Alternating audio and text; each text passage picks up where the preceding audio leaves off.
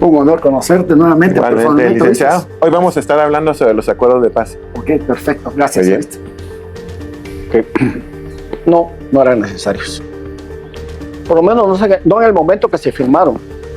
Porque en el momento que se hubiera firmado, la lógica de una guerra hubiera sido en 1982, cuando, digamos, la subversión tenía organizado 25,000 hombres en armas, tenía un apoyo de la población de 300,000 gentes organizadas, tenían una tercera parte del territorio casi liberado y Naciones Unidas intentando que se aplicaran los acuerdos de paz para que se reconociera que era un ejército contra otro ejército para poder hacer unos acuerdos.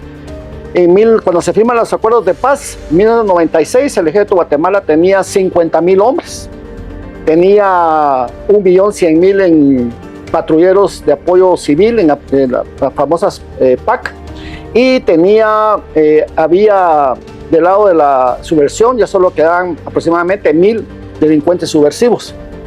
Así que la lógica de esos datos manda de que realmente no tenía sentido un acuerdo de paz. ¿De qué? Si ya la paz se había logrado. Ahí lo que había era puramente terrorismo. Pero uno diría, ¿qué sucedió? Bueno, ahí prevalecieron más los egos personales de los líderes políticos y los intereses de ellos, no los intereses de Guatemala. Así que definitivamente los resultados los vivimos hoy. ¿Tenemos una mejor Guatemala que cuando estábamos en el enfrentamiento armado interno? No, parece que no. Entonces, definitivamente no tenía, los datos marcan que no era necesario. Yo coincido también, o sea, para poner un ejemplo, ¿verdad? O sea, cuando se firmaron los acuerdos de paz en El Salvador en 1992, se firmaron 3 años después de la ofensiva general del FMLN. El FMLN prácticamente había agarrado 3/4 partes de casi la mitad del territorio nacional, las mantenía ocupadas. Obviamente no la mantuvieron ocupada. Bajo esa condición, los acuerdos de paz eran necesarios, porque era la forma de desactivar el conflicto armado que ellos tenían. Y eso se produce 3 años después. Pero en el caso de Guatemala, se desactiva el conflicto armado interno en Guatemala en 1985 con la nueva constitución y luego con las elecciones de 1986. Imagínense esto, ¿verdad? El conflicto, ya las condiciones, al menos políticas, ya no existían. La gente ya sabía, la mayoría de las personas que habían estado participando en la guerrilla en 1982, 1981, 80, ya para 1985 ya estaban participando en partidos políticos. Ya no querían saber nada más del conflicto. Y aún así se mantuvo por 10 años más. Aunque el Estado realmente firmó los acuerdos de paz con el cuerpo diplomático de URNG y con la cooperación internacional, pero en realidad de guerrilleros ya no había. No era una amenaza militar y se confirma luego con el desempeño que tuvo la URNG en las elecciones posteriores, que tampoco tenía reconocimiento a nivel de las comunidades. Y te voy a agregar algo. El mensaje que quedó es que el crimen paga. Eso fue el tremendo daño de eso. O sea, tú puedes hacer terrorismo, volar puentes, secuestrar, extorsionar, asesinar por una supuesta causa o utopía en ese momento, que al final te la van a perdonar, no pasó nada, aquí estamos y el crimen paga. Pero es que supuestamente la idea era que todo eso era amnistiable, todos esos crímenes que habían cometido, adicional al tema de los secuestros, robos de bancos, etcétera, eran amnistiables. Entonces era una tabla rasa, ¿verdad? El llegar a 1997 como que si no hubiera pasado nada. Es más, todavía no se hablaba no se hablaba con tanta fuerza de los juicios en contra de militares, ¿verdad? Para 1997. Y ahí recuérdate que la guerra es el arte del engaño, ¿eh? Y realmente aquí, pero más, no creo por los militares, más por los políticos y sus egos personales y sus coyunturas, hicieron que realmente la guerra, que es el arte del engaño, se pasara de un enfrentamiento armado que ya no existía a seguir manteniendo supuestamente ese enfrentamiento para tener una ganancia, que lamentablemente se diera el Estado ante esa violencia, y es lo peor que puede hacer el Estado. Si el Estado cede ante la violencia, prácticamente deja el monopolio de esa violencia a la ley del más fuerte. Y es lo que ahora se transfiguró prácticamente de la violencia, de la subversión con una causa ideológica, política, militar, a una violencia de extorsiones que vimos ahora prácticamente en Guatemala día a día. Sí, de hecho las cifras son claras. Desde la firma de los acuerdos de paz en El Salvador en el 92 y la firma de los acuerdos de paz en el 96 en Guatemala, en El Salvador, han habido prácticamente 3 veces más muertos de los que hubo durante el periodo que hubo de conflicto.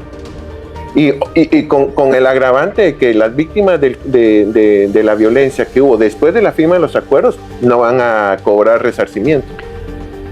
Beneficiaron a los negociantes de la guerra que se convirtieron en negociantes de la paz, y se agregaron otros negociantes de la paz. Te puedo decir que al que no benefició fue a Guatemala. A los guatemaltecos sí no los benefició. Unas élites, como te digo, que vivían del enfrentamiento, siguieron viviendo ahora solo que de la paz famosa. Y sí, o sea, ¿quiénes salieron beneficiados? En principio los que salieron beneficiados fueron todas las personas que habían cometido crímenes horrendos, por ejemplo, como es el caso de la guerrilla, que luego se incorporan a una legalidad. Esos serían los primeros. Luego los que se beneficiaran económicamente, ¿verdad? Los que se habían beneficiado económicamente, luego se benefician económicamente con la paz a través de préstamos, a través de financiamientos para sus ONGs y demás. Yo coincido también, o sea, los que, con todo y que hubo acuerdos que abordaban el tema de las causas del conflicto, como fue el tema económico, el tema político, la población la población en general no se vio beneficiada. No se disminuyó la cantidad de pobreza, es más, aumentó el nivel de migración de aquí de Centroamérica para Estados Unidos, aumentó los niveles de violencia. O sea, es lo más paradójico que puede haber, ¿verdad? Porque los acuerdos de paz de Guatemala, a diferencia de lo que hubo en El Salvador, los acuerdos de paz aquí se convirtieron en proyectos de desarrollo que no se llevaron a cabo. Entonces tampoco benefició a las personas, no benefició al aparato productivo. Bueno, en todo caso ya no estaban destruyendo puentes, pues, pero no los benefició en mayor cosa. No. El costo social y económico todavía lo estamos pagando, y lo seguirá pagando por lo menos unas 3 generaciones más. Es altísimo, altísimo. Tristemente, si vamos a ver, durante el enfrentamiento armado interno, en pleno enfrentamiento armado interno, Guatemala levantó infraestructura, solo por poner un ejemplo, Puerto Quetzal. En La Paz no hemos sido capaces los gobiernos civiles, en paz, ya en La Paz, de levantar otra infraestructura de ese nivel. Es más, está colapsada ahorita. Solo por poner un ejemplo. Se creó en pleno enfrentamiento armado interno, se creó, digamos, lo que es ahora, se construyó el San Juan de Dios y otros hospitales. No hemos sido capaces de volver, ni siquiera de ampliar ese o de construir una obra como esta. Y así nos vamos. Entonces, realmente el costo social ha sido terrible porque primero se perdió la autoridad. Porque se le enseñó que por la paz los policías tenían que abstenerse porque había derechos humanos que respetar. Entonces los policías terminaron yendo a prisión por cumplir con la ley. Y en ese lamentablemente vinieron todas las clicas, los mareros crecieron, porque los policías prácticamente tuvieron que, en esas reformas policiales de respeto a derechos humanos, se les olvidó que la ley es la ley. Y el Estado está organizado para tener el poder coactivo de la fuerza.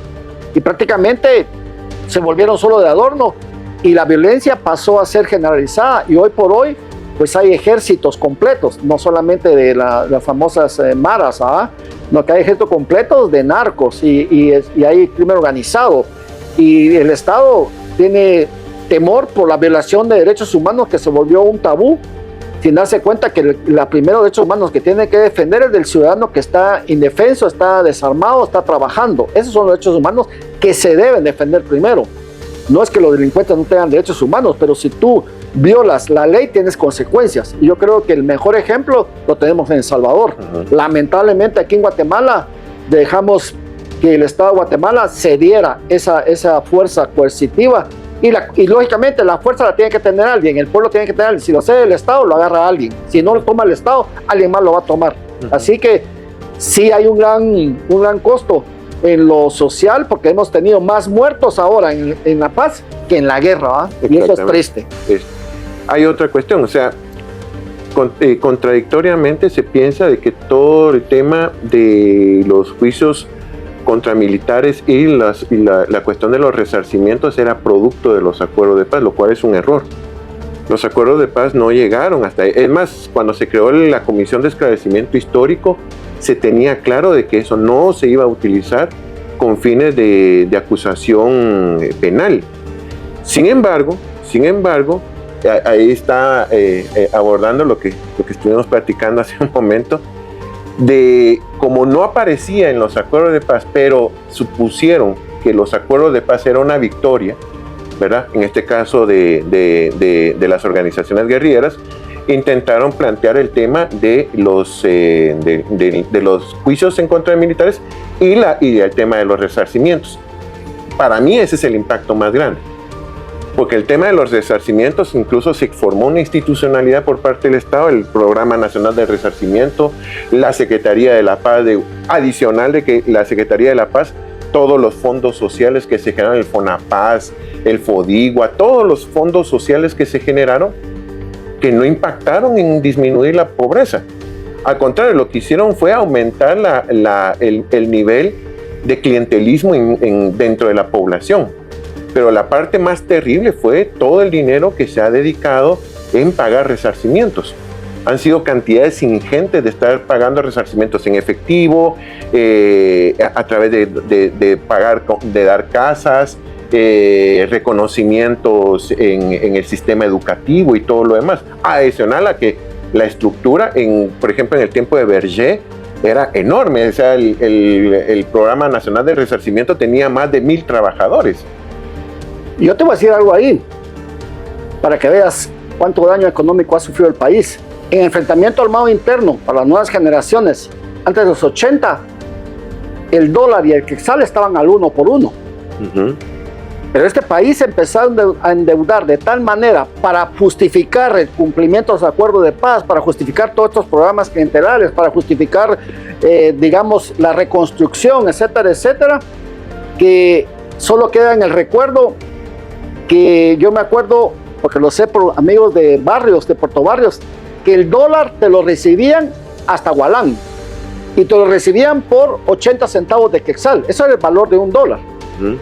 Imagínate cuánto hemos endeudado al país, que hoy por hoy cómo estamos, y seguimos endeudando al país para sacar. Ahora los acuerdos de paz ya está un poco en desfase, entonces ahora la pobreza y lo que tú quieras. O sea, el Estado sigue creciendo y consumiéndose la riqueza de este país, pero empezaron a consumirla y hacerlo fácil cuando dijeron, para justificar que los acuerdos de paz había que implementarlos. Sí.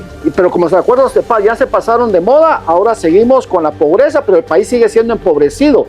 Y así queremos detener la migración, cuando podemos decir, bueno, en el enfrentamiento armado interno estábamos 1 por 1, o en Gualán para abajo no aceptaban el dólar. Quiere decir que estábamos mejor económicamente, ¿verdad? Ahorita que me estoy recordando, se aumentó la tasa tributaria. De hecho, eso sí está en los acuerdos de paz. Exacto, exacto. Entonces, ¿y la tasa tributaria para qué? La tasa tributaria va a salir del que damos, el que pagamos. O sea, ¿y para qué? ¿Estamos mejor? No.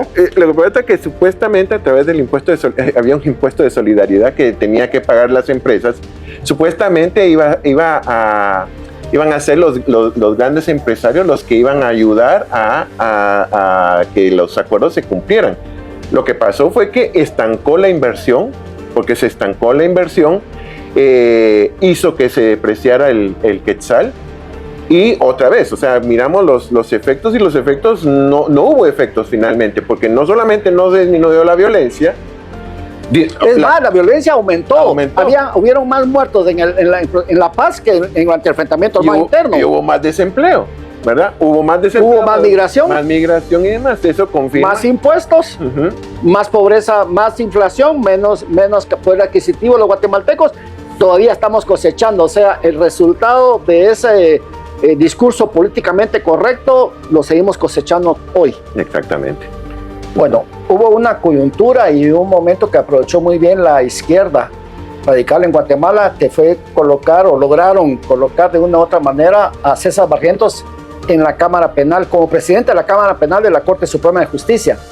Y él, coyunturalmente, también llegó Claudia Paz y Paz al Ministerio Público y lograron crear lo que son los famosos juzgados de mayor riesgo, que eran para juzgar a los militares. Y ellos colocaron a jueces de consigna, jueces ad hoc como Miguel Ángel Gálvez Aguilar. Entonces ellos, teniendo el juez y el fiscal, pues lógicamente eran juez y parte, obviaron el artículo 11 de la Ley de Reconciliación Nacional, que obligaba a que todo proceso del enfrentamiento armado interno debía primero ser autorizado por una sala de la Corte de Apelaciones, según el artículo 11. Ellos fueron con juez Gálvez y la solución que él dijo fue así: todos de acuerdo, ¿va? No hay problema, este es un delito de lesa humanidad, no tiene que ir no tenemos que, yo sí puedo juzgar los delitos de lesa humanidad, pero él no podía juzgar delitos de lesa humanidad si no se lo autorizaba la sala de apelaciones. El mismo caso hoy por hoy, cuando un juez de mayor riesgo no puede juzgar si no viene autorizado por la Cámara Penal. El caso Creopaz, por eso hace un mes se acaba de anular todo, porque no tenía la autorización de la Cámara Penal. Este caso de los militares, ni un caso ha sido autorizado. De todos los casos que han sido juzgados, ningún caso ha sido autorizado por una sala de la Corte de Apelaciones, como lo dice el artículo 11 de la Ley de Reconciliación Nacional. O sea, todos los casos han tenido un procedimiento ad hoc, lo que hace nulo todo lo actuado, porque el artículo 121 de la Ley de Organismo Judicial manda que un juez, si no tiene jurisdicción y competencia autorizada, todo se anula. La Ley de Reconciliación Nacional se había hecho en el espíritu de los acuerdos de paz, que la idea era dar un nuevo inicio, ¿verdad? A partir del cumplimiento de los acuerdos de paz. ¿Cuál fue el problema? El problema que hubo es de que las estructuras institucionales, las ONGs de derechos humanos que se formaron durante el último tramo del conflicto, ya habían vendido la idea de que había habido un genocidio. Entonces no les resultaba, es la percepción que yo tengo, no les resultaba como muy lógico que hubieran mantenido la idea de que había habido un genocidio por 10 o 15 años y luego, una vez firmados los acuerdos de paz, no hubieran procesos por ello. Entonces, obviamente lo que pasó es que comenzaron a ver, aprovechándose precisamente de personas como la licenciada Claudia Paz y de otros, para llevar a cabo esos procesos. Y de esa manera lo que hicieron fue hacer a un lado la Ley de Reconciliación. Entonces la Ley de Reconciliación finalmente no sirvió para nada, ¿verdad? No sirvió para nada porque sirvió en este caso para juzgar a los militares, que era de donde ellos podían sacar la responsabilidad institucional. Ahora, ¿por qué no enjuiciaron a guerrilleros? Porque, punto número uno, todos los cargantes adhesivos provenían de las ONGs que fueron parte de la estructura institucional de la ORNG. Punto número uno. Punto número dos, el balance que hubo en los dos informes de esclarecimiento histórico, en el de ACH y del REMI, planteaban de que el 95% había sido responsabilidad del ejército, 93, 95%. Entonces ellos decían, si nosotros seguimos presentando esto, entonces no tiene, digamos, la responsabilidad de parte de la guerrilla es insignificante, porque es solamente el 5%, el 4%.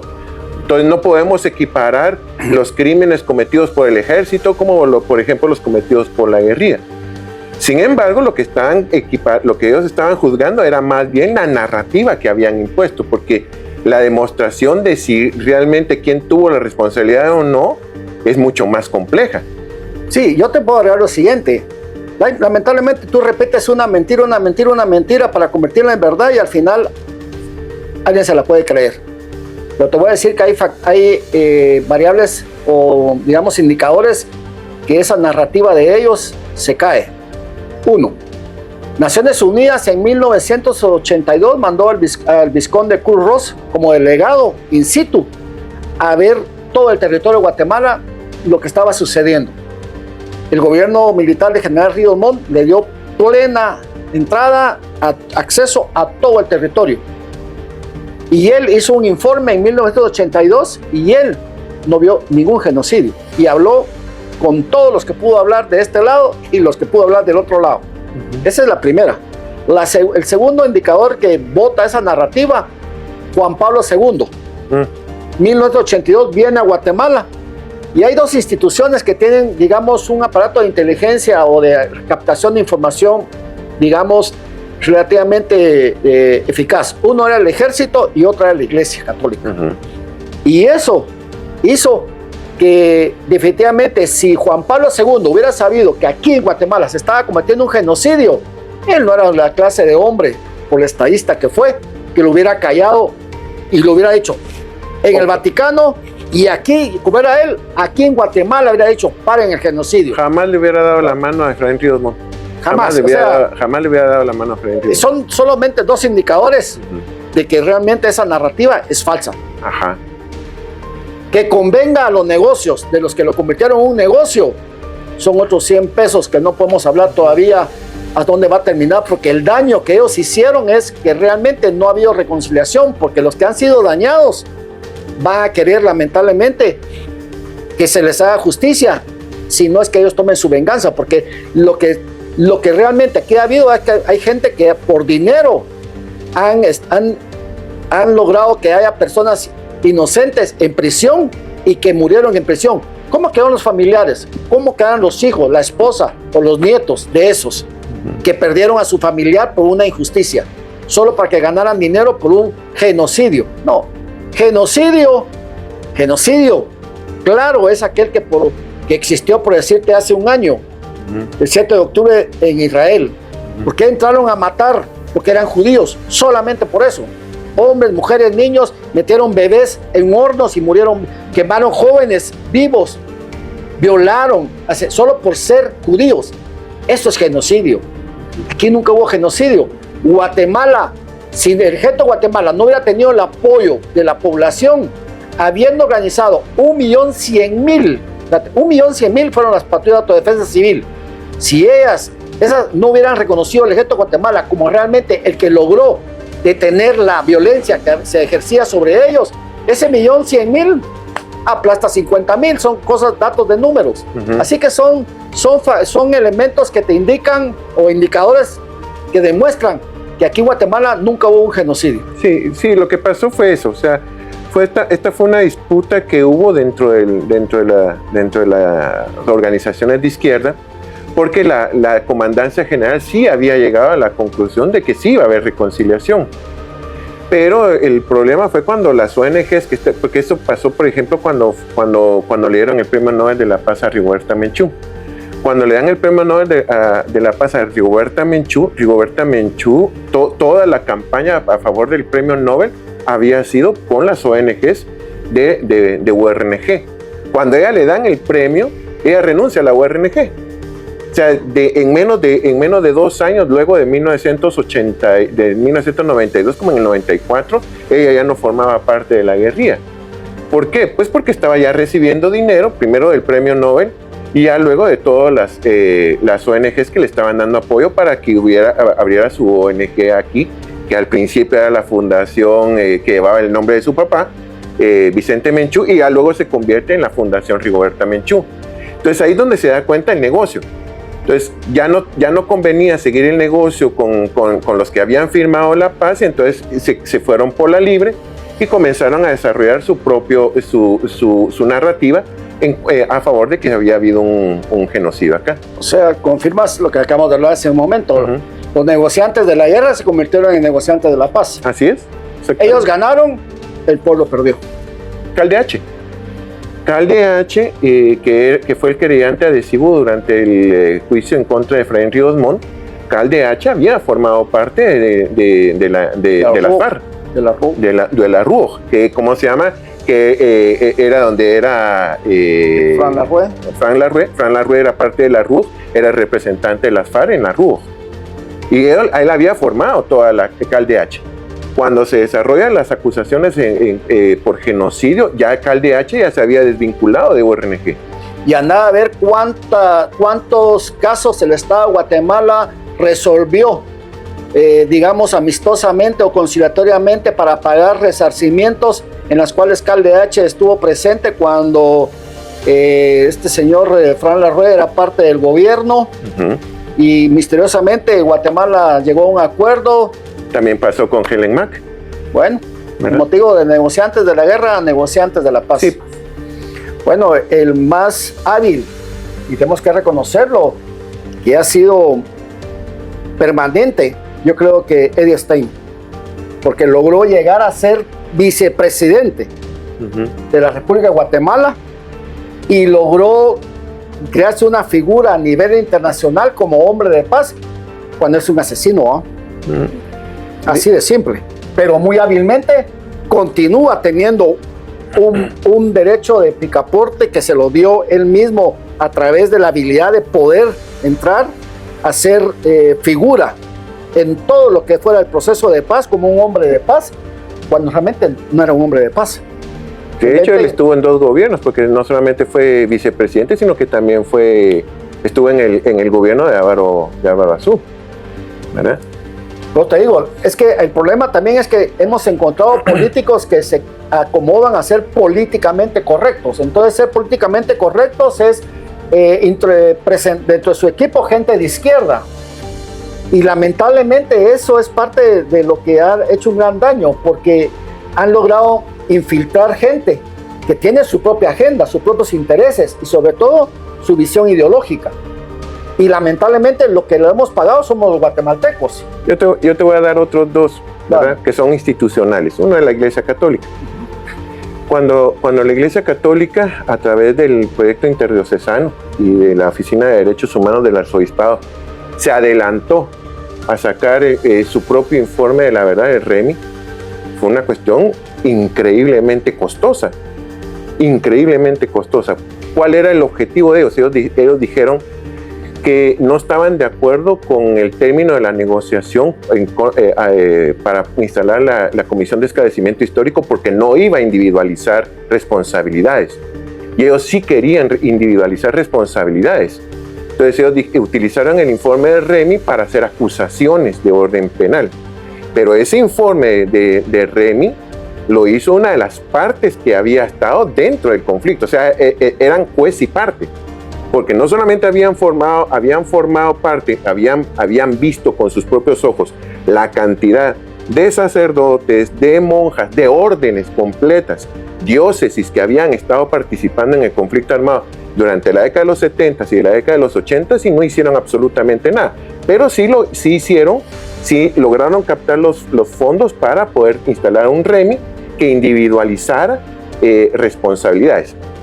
Y te voy a poner otro todavía. Y antes que me pongas ahí, ahorita me recuerdo, ahí está otra persona muy perversa, que fue Edgar Gutiérrez. Edgar Gutiérrez fue un fouché, se logró trasladar en su momento indicado, y sin haber estado realmente a nivel de lo que pudo haber estado la guerrilla, pero sí ideológicamente, en apoyo, se logró trasladar y muy hábilmente colocarse. Ahora tenemos que terminar como embajador en México. O sea, el tipo, hubo gente muy perversa que ha vivido de ser del negociante de la guerra al negociante de la paz. Para contextualizarlo, Edgar Gutiérrez, que fue cabalmente el coordinador del informe de REMI.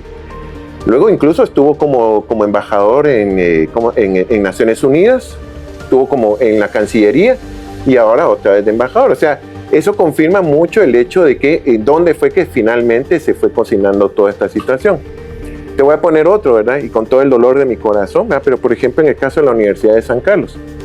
La Universidad de San Carlos nunca asumió la responsabilidad que tuvo, por ejemplo, en estar formando personas, en estar desarrollando como altavoz de personas que estaban involucradas en el conflicto armado. A mí me duele admitirlo, pero en realidad eso es. O sea, yo todavía vi cuando terminado el conflicto armado, muchos de los profesionales que habían salido exiliados, comprometidos con la guerrilla, regresan a reclamar sus cátedras y la universidad se las da. Se le termina dando y nunca la universidad nunca admitió que mucho del proceso de formación que había estado dando en sus aulas habían estado fomentando que jóvenes estuvieran incorporándose a Fuerzas Armadas aquí en Guatemala. ¿Sí? Una realidad. Sí, es una realidad. O sea, hubo muchos actores institucionales, personales, ¿verdad? En los casos que estamos estado hablando, ¿verdad? Yo como lo veo es que el pueblo de Guatemala realmente sabía la verdad. Y la verdad era que los acuerdos de paz simplemente eran unos grupos que estaban negociando sus intereses, pero no los intereses de Guatemala. Y que realmente el que realmente había sido aquí, el que había provocado toda esta violencia, no merecía darle el escenario político que le estaban dando a la exguerrilla.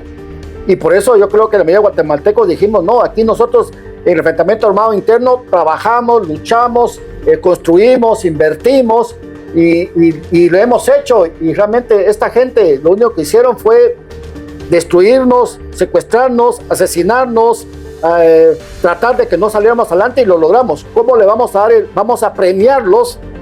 Yo creo que el pueblo de Guatemala dijo no, definitivamente no estamos de acuerdo.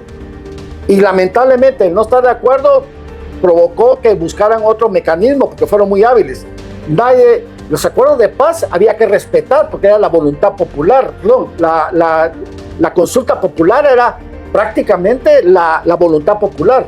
Pero este país, tristemente, y lo acabamos de ver el año pasado, como que los que están en el poder se les olvida que deben respetar la voluntad popular. Claro, lo que sucedió con la consulta era que los acuerdos de paz estaban requiriendo cambios en la Constitución. Entonces se sacó la consulta para hacer esos cambios en la Constitución. Los acuerdos ya se habían suscrito, pero había que hacer algunos cambios para cambios más radicales desde la lógica de los acuerdos de paz. Y aquí viene lo interesante. Se hizo una campaña a favor del sí, que fue casi 5 veces más costosa que la campaña que se hizo del no. En realidad, las personas que salieron, parte de algún sector empresarial, parte de algún sector político, que hicieron campaña, pero en realidad fue muy poco. Todos estaban con la idea de que los acuerdos de paz se tenían que cumplir. Y por eso muchas ONGs, el mismo Estado estaba apoyando el sí.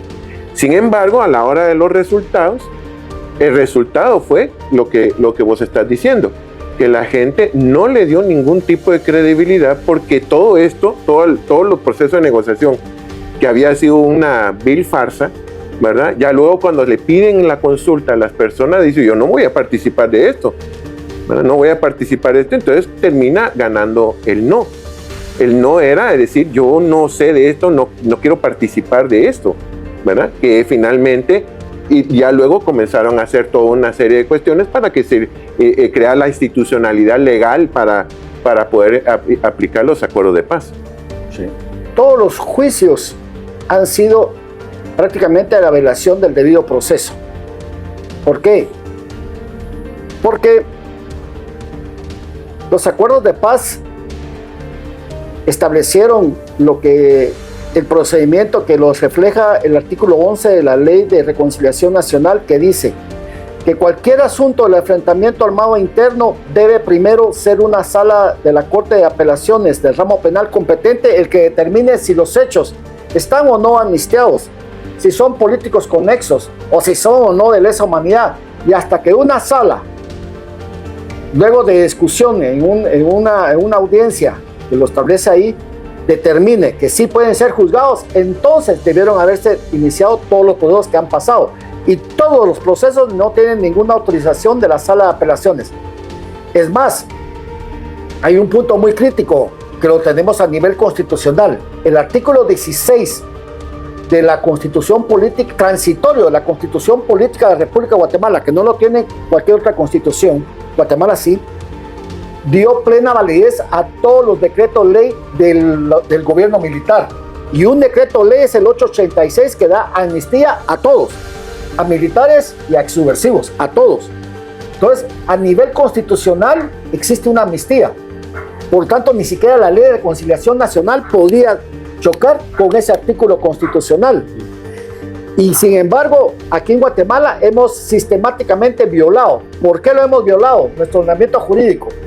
Y creo que es resultado de que aquí nos vendieron la imagen de que lo que viene de Naciones Unidas, de la OEA o de la comunidad internacional, todos debemos de bajar la cabeza y levantar el incienso, lo cual es terrible. Yo creo que Guatemala es un estado soberano y debe regirse por sus leyes. Yo creo que algo, lo he dicho en otros foros, algo que dejó la CICIG es que demostró a los guatemaltecos que sí podemos enfrentarnos con nuestra constitución y con nuestras leyes a Naciones Unidas, a la Comunidad Económica Europea, nos podemos a la comunidad internacional, a la OEA, porque nosotros los guatemaltecos nos regimos por una constitución y por una ley. Y claro, los tratados en materia de derechos humanos, pero para proteger al ciudadano, no para proteger agendas ideológicas políticas. Por lo tanto, yo creo que hay lecciones que las generaciones de guatemaltecos que hoy estamos viviendo las coyunturas hemos aprendido y ojalá no la repitan por esa lección dura que hemos tenido los guatemaltecos a las nuevas generaciones.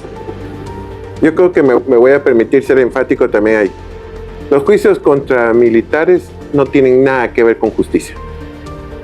El tema, para las personas que estén pensando de que llevar a un ex general, ex coronel, acusarlo por supuestos crímenes cometidos durante el conflicto armado interno y que se esté pudriendo en la cárcel, ¿es justicia? No lo es. Empezando porque tenemos una idea bastante sesgada, manipulada acerca de lo que fue el conflicto armado interno. O sea, empezando por eso. Empezando porque tenemos esa idea tergiversada, sesgada, de lo que fue el conflicto armado interno en general. Y ya luego, como tenemos esa idea tan sesgada, tan reducida, suponer de que llevarlos a juicio y luego humillarlos y luego encerrarlos, ¿es justicia? No. Y eso me lleva a la otra situación que estábamos hablando hace poco. Porque al no equiparar, por ejemplo, que ese no era la idea de los acuerdos de paz, pero al no equipararlo, por ejemplo, en responsabilidad que hubo, por ejemplo, con comandantes de la guerrilla, es donde se demuestra cabalmente el sesgo. Porque entonces, quienes estaban interesados, por ejemplo, las querellantes adhesivos, más las fiscalías que se generaron después, al querer llevar a los militares, al invertir dinero y esfuerzo en solamente juzgar a militares y no hacer absolutamente nada en contra de los excomandantes, que, digamos, bajo esa misma premisa también hubiera sido ilegal haberlos juzgado, al no haberlo hecho, no estaban respondiendo a ninguna visión de justicia. Simple y sencillamente estaban respondiendo al sesgo, a la narrativa que ellos habían escuchado. Por lo tanto, mucho de la reacción de estos jueces fue entre ignorancia, ¿verdad? Y entre complicidad, ¿verdad? Con una formación que saben dónde habían obtenido. Yo creo que tú has dado clavo. El punto es que se convirtió en un negocio. Los militares representan dólares, representan euros. ¿Cuánto se ha pagado en resarcimiento? ¿Y dónde está ese resarcimiento? Más de 2.000 millones. ¿Dónde está? ¿Y cuánto más se va a pagar? Y todo lo que todo el mundo quiere y persigue es un beneficio económico. Pero te digo, ahora los negociantes de la guerra se pasaron a ser negociantes de la paz y el problema es que todos quieren agregarse a ese negocio. Y si para eso yo puedo hacerme la víctima o provocar o crear una víctima y llevar a un militar para que me represente los euros o los dólares que me van a dar para un juicio, un supuesto juicio en el cual yo voy a demostrar después de 30 años, lo cual es imposible si no podemos demostrar ni siquiera un asesinato ¿Qué pasó el día de ayer, por ejemplo? y vamos a demostrar desde 30 años cuando realmente hubo un enfrentamiento armado interno. Es que basta ver los enfrentamientos que han existido, las guerras que han existido en los últimos 10 años a nivel mundial para darse cuenta de lo que es una guerra. Sí. Pero en fin, el negocio, Te lo voy a poner de esta manera. Por ejemplo, platicábamos con alguien con respecto al tema de las víctimas que dieron su testimonio, ¿sí? Y las víctimas, obviamente, lo que hicieron, las supuestas víctimas que llevaron a los juicios en contra del general Benedicto Lucas o Efraín Ríos Montt, reafirmaban hechos que habían acaecido hacía 30 años, ¿verdad? Y yo le comentaba a alguien, decía, a ver, si a esta persona que estás llevando como testigo, la has estado repitiendo durante los últimos 10 o 15 años, que si se logra demostrar que esta persona que está siendo acusada, luego de eso vas a recibir un resarcimiento, yo ya no creería en tu testimonio. Así es sencillo. Porque si lo que está preminando, lo que te está trayendo aquí no es justicia, sino un resarcimiento, todo lo que diga va a tener un sesgo. Entonces, si durante 15 años, 10 o 15 años, le estuvieron repite y repite, nomás metamos a estas personas a prisión, vas a recibir tu resarcimiento, yo ya pondría en tela de duda cualquier cosa que hubieran dicho las víctimas. No digamos los peritos que habían peritos sociólogos, antropólogos, que con todo el respeto del mundo, también se pudo haber discutido a ese nivel, pero en el caso de los testigos, si fueron 10 o 15 años de estarle repitiendo que iba a haber resarcimiento, ya no tenía sentido. Lamentablemente los jueces en Guatemala quieren escuchar lo que ellos quieren escuchar, pero es porque también tienen una carga ideológica, que vienen, algunos jueces fueron adoctrinados lamentablemente en su paso por la Universidad de San Carlos, y ellos ahora vienen a comprobar lo que decían sus catedráticos. El caso de Miguel Ángel Gálvez, él se sentía realizado porque decía, lo que estoy escuchando es lo que me dijeron mis catedráticos en la USAC.